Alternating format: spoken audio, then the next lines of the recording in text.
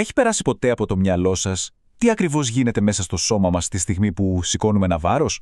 Σήμερα θα κάνουμε μια βουτιά στην απίστευτη επιστήμη που κρύβεται πίσω από κάθε άρση, κάθε επανάληψη, κάθε σταγόνα υδρότα. Κοιτάξτε λίγο αυτή την εικόνα. Μια απλή κίνηση, σωστά? Κι όμως, κάθε φορά που σηκώνουμε κάτι, από έναν ελαφρύ αλτήρα μέχρι μια βαριά μπάρα, μέσα στο σώμα μας εκτελείται μια απίστευτα πολύπλοκη συμφωνία βιολογίας και φυσικής. Είναι μια ολόκληρη χορογραφία που το σώμα μας ξέρει να εκτελεί τέλεια. Λοιπόν, για να καταλάβουμε την κίνηση, πρέπει να ξεκινήσουμε από τα θεμέλια. Και το θεμέλιο της ανθρώπινης μηχανής δεν είναι άλλο από το σκελετικό μας σύστημα.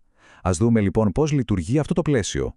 Βλέπετε, ο σκελετός δεν είναι απλά μια κρεμάστρα για τους μυς μας. Ναι, στηρίζει τα πάντα, ναι, προστατεύει ζωτικά όργανα όπως ο εγκέφαλος, αλλά το πιο σημαντικό για τη σημερινή μας ανάλυση είναι ο ρόλος του ως σύστημα μοχλών.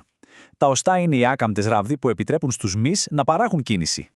Και αν τα οστά είναι οι μοχλοί, τότε οι αρθρώσεις τι είναι? Είναι τα σημεία περιστροφής. Είναι κυριολεκτικά οι μεντεσέδες του σώματός μας. Χωρίς αυτές θα ήμασταν απλά άκαμπτα αγάλματα. Είναι τα σημεία κλειδιά που επιτρέπουν την κίνηση. Εδώ φαίνεται τέλεια η αντίθεση. Από τη μια, οι αρθρώσεις του κρανίου είναι σχεδόν ακίνητες, φτιαγμένες για σταθερότητα. Από την άλλη, μια άρθρωση όπως το γόνατο είναι σχεδιασμένη για τεράστια κινητικότητα. Η δομή της κάθε άρθρωσης, λοιπόν, καθορίζει απόλυτα τη λειτουργία της. Ωραία. Έχουμε το πλαίσιο. Τώρα χρειαζόμαστε τους κινητήρες. Εδώ είναι που μπαίνουν στο παιχνίδι οι μύες και, φυσικά, το νευρικό σύστημα, το κέντρο ελέγχου που τους δίνει τις εντολές. Όλο αυτό γίνεται πιο γρήγορα από όσο παίρνει για να ανοιγοκλείσει κανείς τα μάτια του. Η σκέψη «σήκωσε το βάρος» ξεκινά από τον εγκέφαλο. Το σήμα κατεβαίνει αστραπία στο νοτιαίο μυελό και από εκεί ένας κινητικός νευρώνας μεταφέρει το ηλεκτρικό ερέθισμα κατευθείαν στις μυϊκές σύνες. Τους δίνει δηλαδή την εντολή να συσπαστούν. Από σκέψη σε δράση σε χιλιοστά του δευτερολέπτου. Και αυτή ακριβώς η δομή, ο ένας νευρώνας και η ομάδα των μυϊκών ινών που αυτός ελέγχει, έχει ένα όνομα: κινητική μονάδα. Είναι το θεμελιώδος στοιχείο του ελέγχου της κίνησης.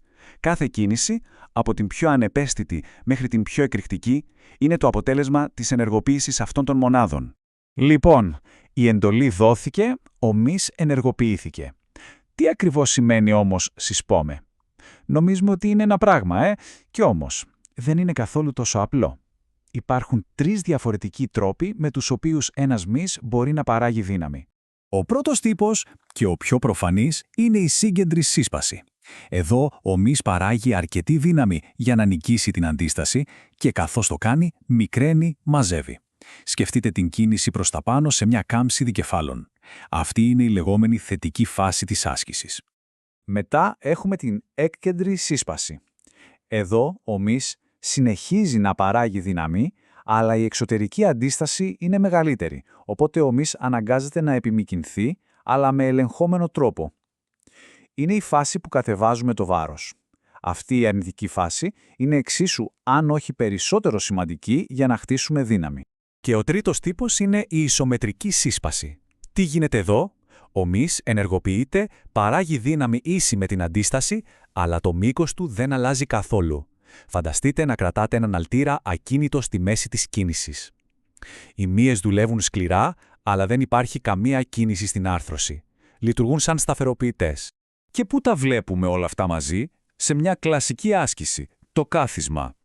Καθώς κατεβαίνουμε, οι τετρακέφαλοι δουλεύουν έκεντρα για να ελέγξουν την κίνηση.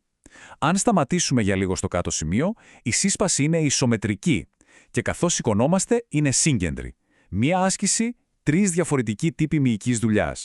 Πάμε να τα συνοψίσουμε για να μας μείνουν. Σύγκεντρη, ο μυς μικραίνει. Ισομετρική, το μήκος μένει ίδιο. Έκκεντρη, ο μυς μακραίνει.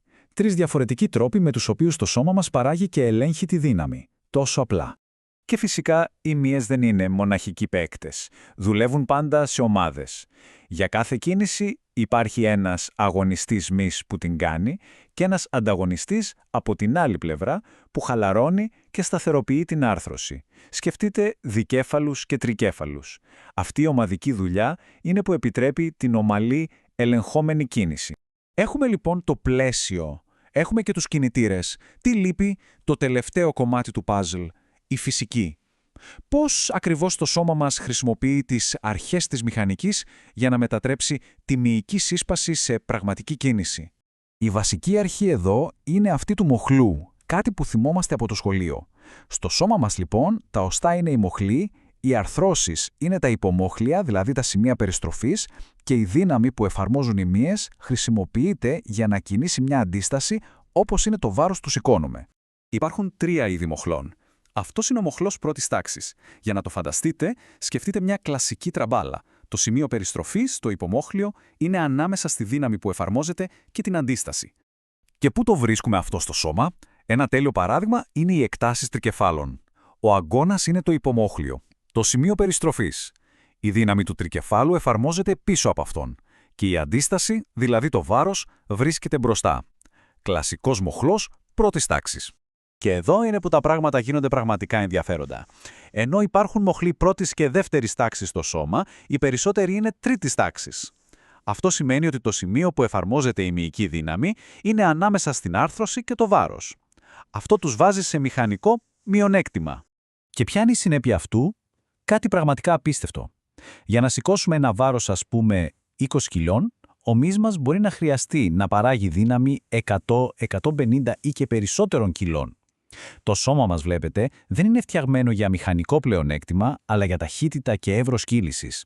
Και αυτό απλά αναδεικνύει το πόσο εκπληκτικά ισχυρή είναι στην πραγματικότητα οι μύες μας. Λοιπόν, για να τα βάλουμε όλα σε μια σειρά.